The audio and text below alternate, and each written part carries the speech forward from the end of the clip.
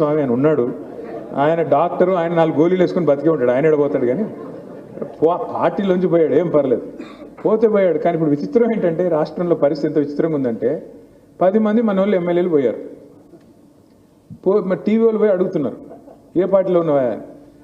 మొన్న ఆయన కడియం శ్రీగారు చెప్తున్నాడు అడ్డదిడ్డంగా, ఏ పార్టీలో ఉండాలో ఆ పార్టీలో ఉన్నా. నాకు అనిపించింది, ఇప్పుడు మీ కొడుకు మీ పిల్లోడు ఉంటాడు, మీరు సాయంత్రం ఎక్కడో బయటికి పోతున్నా అమ్మ అంటాడు, నాన్న అంటాడు, పోతాడు. 10:30కి ఇంకా ఇంటికి రాలేదు.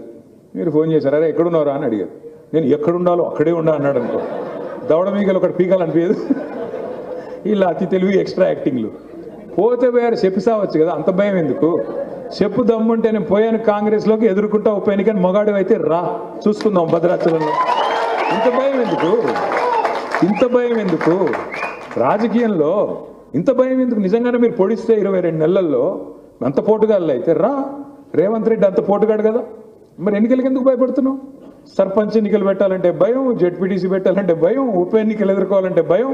కానీ బయటికి మాత్రం మేకపోతే గాంభీర్యం. ఏమని? మనం చాలా అద్భుతంగా చెప్తున్నాం ఇందిరమ్మ రాజ్యం.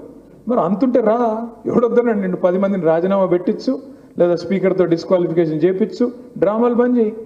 ఇప్పుడు మాట అంటే వాళ్ళు ఒక్కొక్కడు మాట్లాడతారనమాట, మీ పార్టీలో మీరు చేర్చుకోలేదా? అవును చేర్చుకున్నాము. చేర్చుకున్నప్పుడు ఏమన్నారు మా వాళ్ళు, చేరిన వాళ్ళంతా ఎస్ మేము చేరాము బీఆర్ఎస్లో అని చెప్పి నిటారుగా నించున్నారు. ఏ పరీక్షకైనా సిద్ధపడ్డారు ఆనాడు మనం చేసినప్పుడు. మీలాగా నంగనాచి కబుర్లు చెప్పట్లేదు కదా. మీలాగా ఎస్ చేరాము మేము బీఆర్ఎస్ పార్టీలో అని చెప్పారు. స్పీకర్ గారు బులెటిన్ ఇచ్చారు, ఏ పర్యవసనానికైనా రెడీ అయ్యారు. మీరేంది నాకు అర్థం కాదు. ఏ పార్టీలో ఉన్నారంటే నాకు తెలిసి 2 లింగాలు ఉంటాయి ప్రపంచంలో, ఒకటి పురుషలింగం, రెండోది స్త్రీలింగం. వీళ్ళు ఏ లింగం ఎవడికి తెలియదు, నాకు అర్థమే కావట్లేదు. అయితే స్త్రీ లేకపోతే పురుషుడు, ఈయనెవరా బాబు నాకు అర్థం కాదు. వీళ్ళంతా 10 మంది